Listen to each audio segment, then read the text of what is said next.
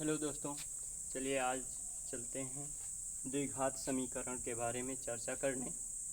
आइए देखते हैं द्विघात समीकरण होता क्या है। देखिए, कोई भी पॉलिनॉमियल लेते हैं, अगर उसको हम जीरो के बराबर कर दिया जाए, जीरो के इक्वल कर दिया जाए तो वह पॉलिनॉमियल इक्वेशन बन जाता है। तो इसी प्रकार यदि कोई भी एक चर में द्विघाती पॉलिनॉमियल है तो वह क्वाड्रेटिक पॉलिनॉमियल कहलाता है। इसी पॉलिनॉमियल को जीरो के इक्वल कर दिया जाए तो यह पॉलिनॉमियल क्वाड्रेटिक इक्वेशन बन जाता है। यानी एक चर में कोई द्विघात बहुपद है तो उसको द्विघाती बहुपद बोलते हैं, और इसी द्विघाती बहुपद को जीरो के इक्वल कर दिया जाए तो द्विघाती समीकरण बन जाता है। ये द्विघाती समीकरण का जो व्यापक पद होता है वह ax² प्लस bx और प्लस c इक्वल टू 0 होता है। यहाँ a x² का गुणांक, bx का गुणांक, c अचर पद है, अचर पद है। अब देखिए, आपका द्विघात समीकरण एक पद का भी हो सकता है, दो पद का हो सकता है और तीन पद का भी हो सकता है। तीन से अधिक पद द्विघाती समीकरण में नहीं पाए जाते हैं। इसमें अधिकतम पदों की संख्या 3 होती है और न्यूनतम पदों की संख्या 1 होगी। जैसे आपका x² इक्वल टू 0, यह आपका द्विघाती समीकरण है। x² माइनस 4 इक्वल टू 0, यह द्विघाती समीकरण है। 2x² plus 3x plus 4 equal to 0, ये भी द्विघाती समीकरण है। देखिए, इस द्विघाती समीकरण को दो भागों में विभक्त किया जा सकता है। अध्ययन की दृष्टि से इसको दो पार्टों में विभक्त कर देते हैं।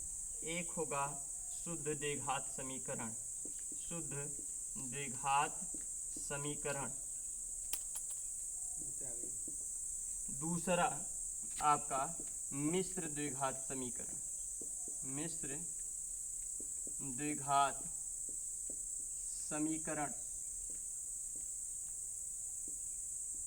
शुद्ध द्विघात समीकरण जैसे x² minus 4 equal to 0, 3x² minus 27 equal to 0, यह शुद्ध द्विघात समीकरण है।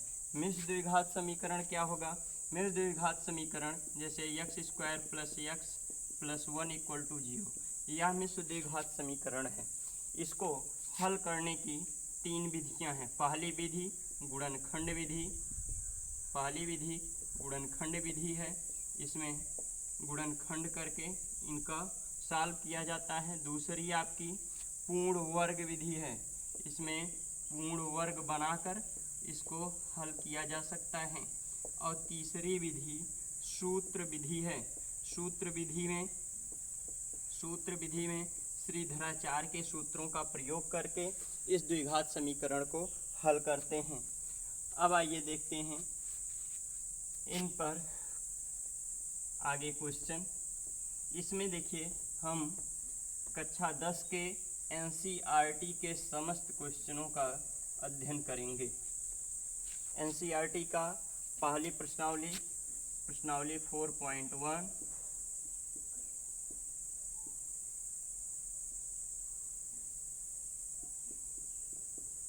4.1, NCERT का कक्षा 10 का।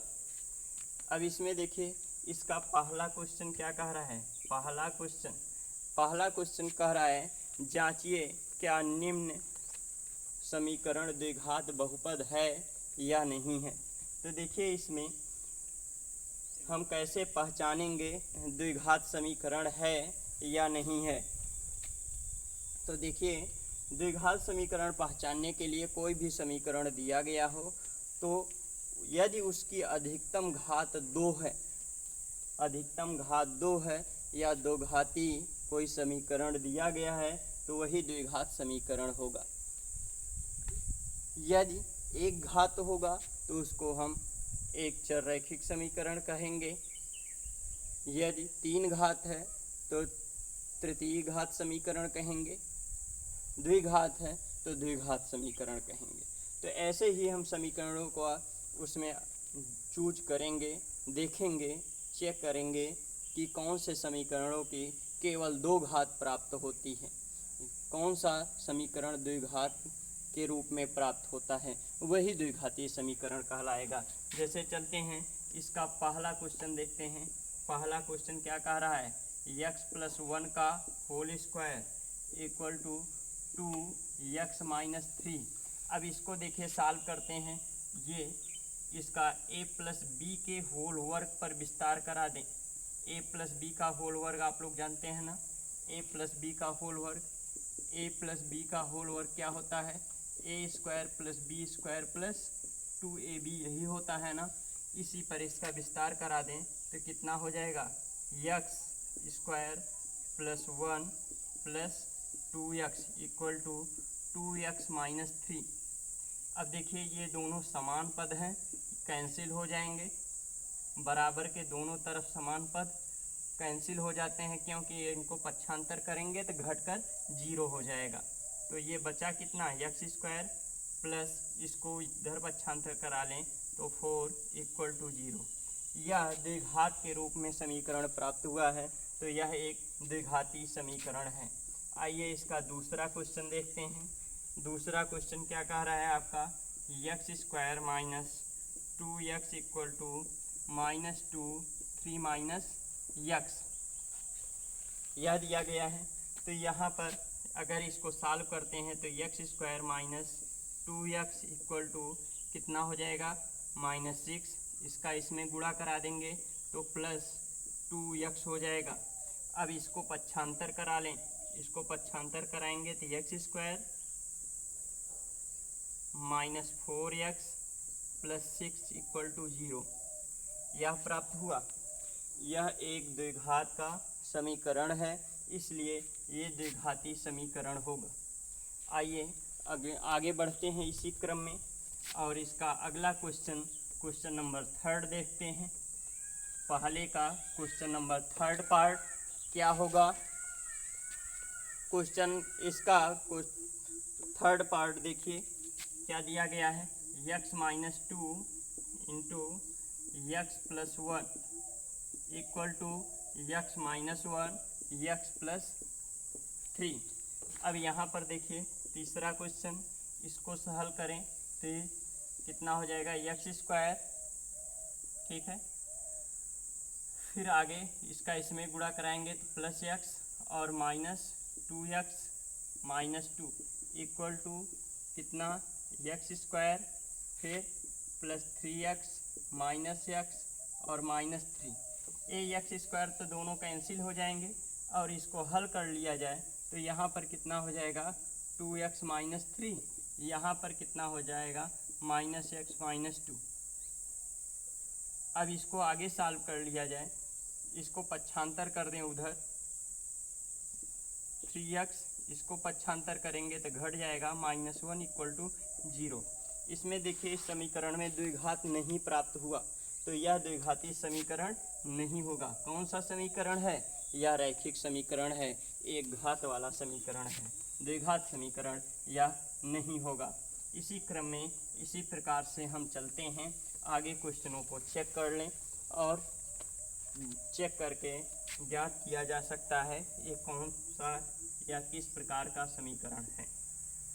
देखिए आपका चौथा, x - 3 × 2x + 1 equal to x + 5, यह दिया गया है।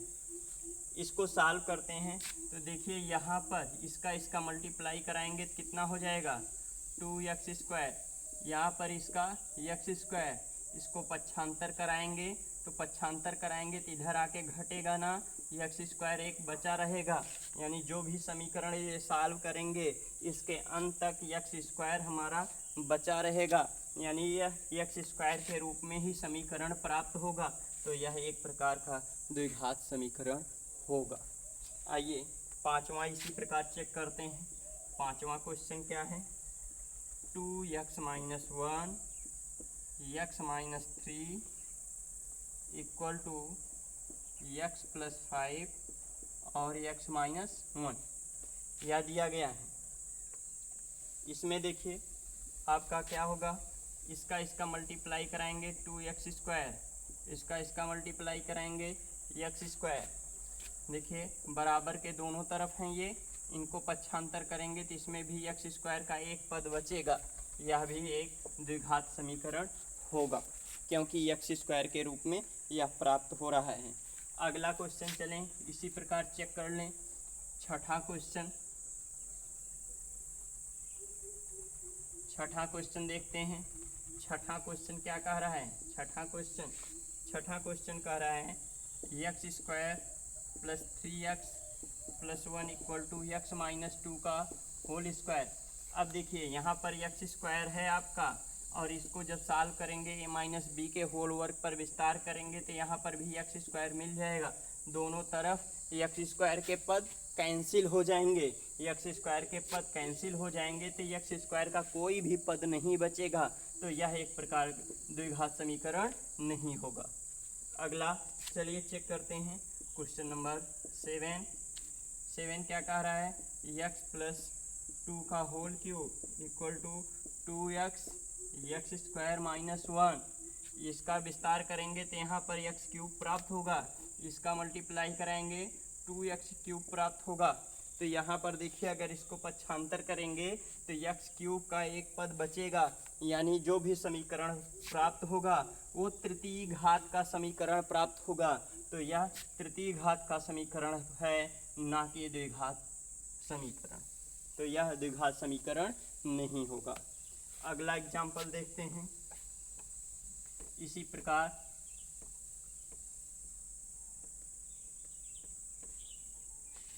प्रकार अगला एग्जाम्पल देखते हैं। अगला एग्जाम्पल क्या है? x³ - 4x² - x + 1 = x - 2 का होल क्यूब। तो यहाँ पर देखिए x³ है, यहाँ पर भी x³ प्राप्त होगा, ठीक है। दोनों कैंसिल हो जाएंगे और इसके विस्तार में x² है, इसके भी विस्तार में x² प्राप्त होगा। तो यहाँ पर कुल मिलाकर x² के रूप में एक इक्वेशन हमें प्राप्त होगा जो द्विघात समीकरण होगा, ठीक है। चेक करके देख लीजिएगा सॉल्व करके, ठीक। इसी क्रम में आइए आगे चलते हैं। इसका क्वेश्चन नंबर 2 क्या कहता है? क्वेश्चन नंबर 2 कह रहा है निम्न क्वेश्चनों के द्वारा आपको द्विघात समीकरण प्राप्त करना है। इन क्वेश्चनों के द्वारा द्विघात समीकरण प्राप्त करना है। तो एक क्वेश्चन है क्या, इनको देखते हैं। ये क्वेश्चन आपके पहला क्वेश्चन क्या कर रहा है, जिसको द्विघात समीकरण के रूप में व्यक्त करना है। पहला कह रहा है एक आयताकार खेत का क्षेत्रफल 528 वर्ग मीटर है। कैसा खेत है? आयताकार है, आयताकार। इसकी लंबाई चौड़ाई अलग अलग होती है, आमने सामने की भुजाएं बराबर होती हैं। इसका क्षेत्रफल दिया गया है 528 वर्ग मीटर। कह रहा है इसकी लंबाई चौड़ाई के 2 गुने से 1 अधिक है। अगर चौड़ाई x मान लिया जाए तो लंबाई कितनी है? 2 गुने से 1 अधिक है इसकी लंबाई। फिर क्या कह रहे हैं? खेत की लंबाई तथा चौड़ाई ज्ञात करने के लिए द्विघात समीकरण को ज्ञात कीजिए। आपको द्विघात समीकरण को ज्ञात करना है इसकी लंबाई और चौड़ाई ज्ञात करने के लिए। तो ध्यान दीजिए, आपने क्या माना है कि माना चौड़ाई बराबर कितना? x, और लंबाई बराबर कितना? 2x + 1। क्षेत्रफल क्या होता है? क्षेत्रफल आप जानते हैं, आयत का क्षेत्रफल लंबाई गुणे चौड़ाई होता है। तो लंबाई चौड़ाई का गुणा करा लीजिए, कितना हो जाएगा? 2x + 1 × x, और क्षेत्रफल 528 दिया गया है। तो 528 इक्वल कितना हो जाएगा? 2x² + x, यानी 2x² + x और माइनस 528 = 0। अब इसको हमें ये द्विघात समीकरण प्राप्त हो गया। यदि इसको सॉल्व करना चाहें तो सॉल्व करने के लिए क्या करेंगे, 528 और 2 का गुणा कराएंगे और उसको हम गुणा कराने के बाद 2 पार्टों में विभक्त करेंगे और 2 पार्टों में विभक्त करने पर यक्स की जो वैल्यू आएगी उसको चौड़ाई में और लंबाई में रख कर लंबाई चौड़ाई ज्ञात किया जा सकता है। इसके अगली प्रश्नावली में इसको हल करने की विधियों पर हम लोग अध्ययन करेंगे। यहाँ पर केवल समीकरण बनाने के लिए कहा है। अगर इसको आप तोड़ना चाहें तो 32 और 33 के रूप में तोड़ सकते हैं। 528 और 2 का गुणा 32 और 33 के रूप में तोड़ा जा सकता है। चलिए अगला क्वेश्चन देखते हैं।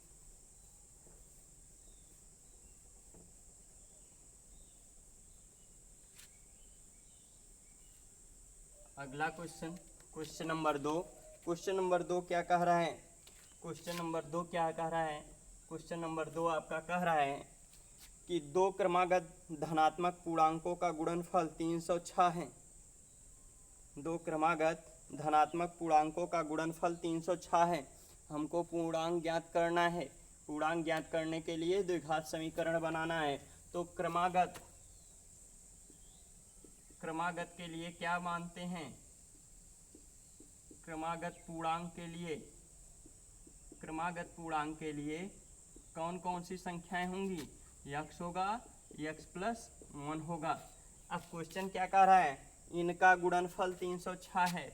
इनका गुणनफल यक्स प्लस 1 का मल्टीप्लाई करा दीजिए, कितना हो जाएगा? 306। इसको सॉल्व कर लिया जाए। X square plus x equal to 306, x square plus x minus 306 equal to 0। ये पूर्णांक ज्ञात करने के लिए द्विघात समीकरण प्राप्त हो गया। पूर्णांक ज्ञात करने के लिए द्विघात समीकरण प्राप्त हो गया। अब देखिए 306 का अगर 2 पार्ट में विभक्त करके इसको सॉल्व करना चाहें तो 17 और 18 के रूप में इसको विभक्त कर सकते हैं और वही 17-18 क्रमागत पूर्णांक होगा। ठीक है, आइए आगे चलते हैं।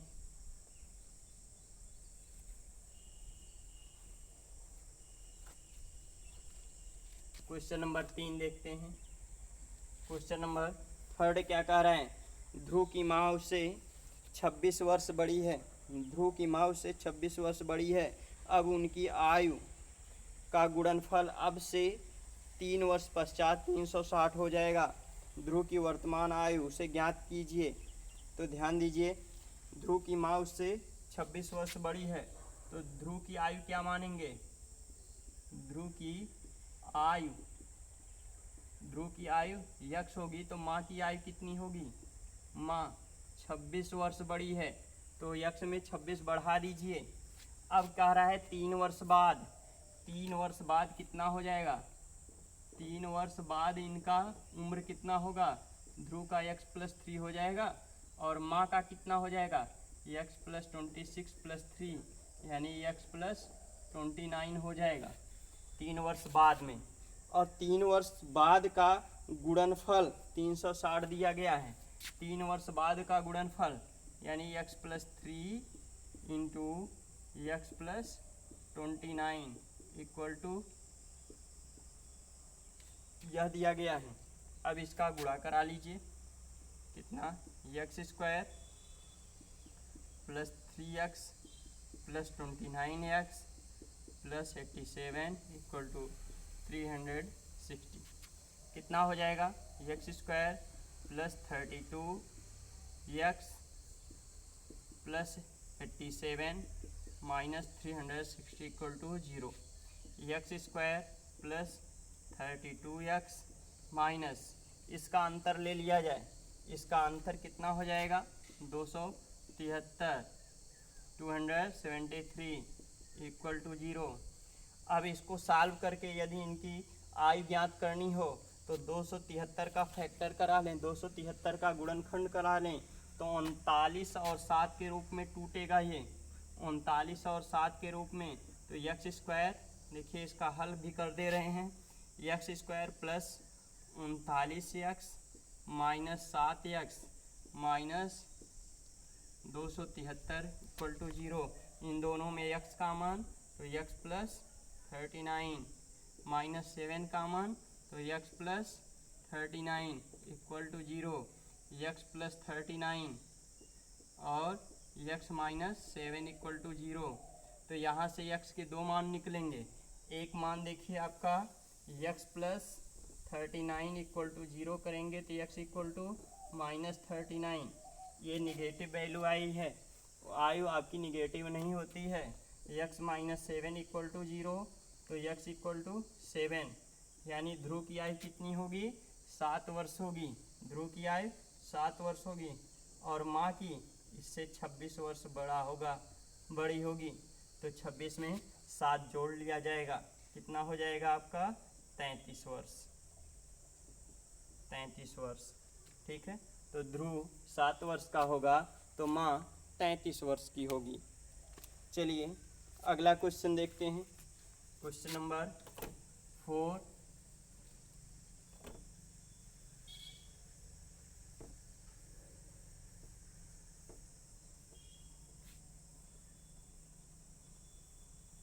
क्वेश्चन नंबर 4 क्या कह रहा है?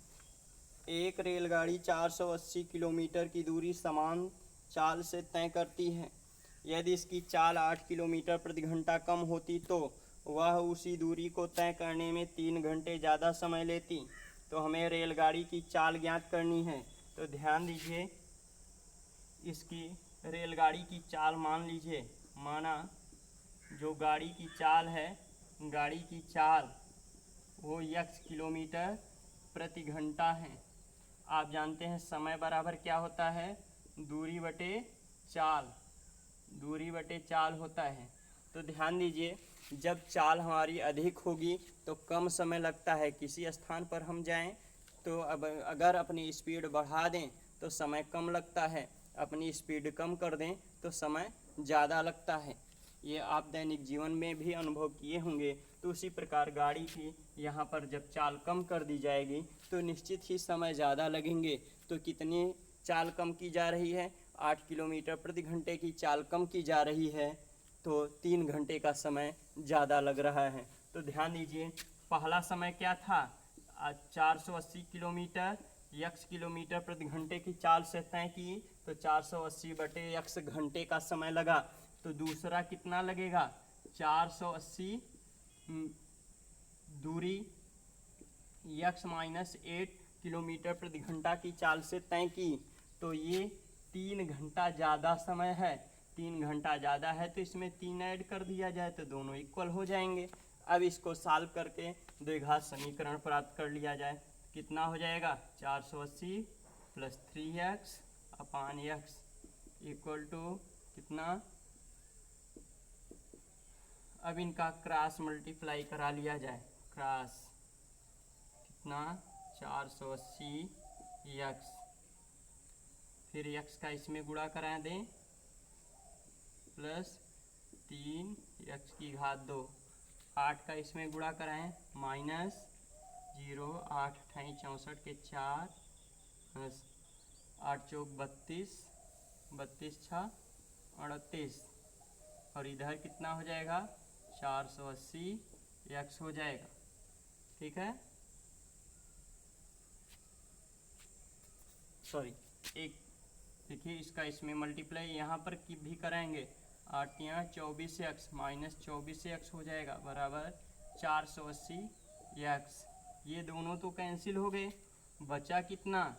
3x square minus 24x minus 3840 equal to 0। अब 3 से भाग करा दें, डिवाइडेशन करा दें, कितना हो जाएगा? x स्क्वायर 8 यहाँ 24 माइनस 3 से 3 का 3, 3 दूना 6, 3 अठे 24, 1280। ये चाल ज्ञात करने के लिए द्विघात समीकरण प्राप्त हो गया। चाल ज्ञात करने के लिए द्विघात समीकरण प्राप्त हो गया।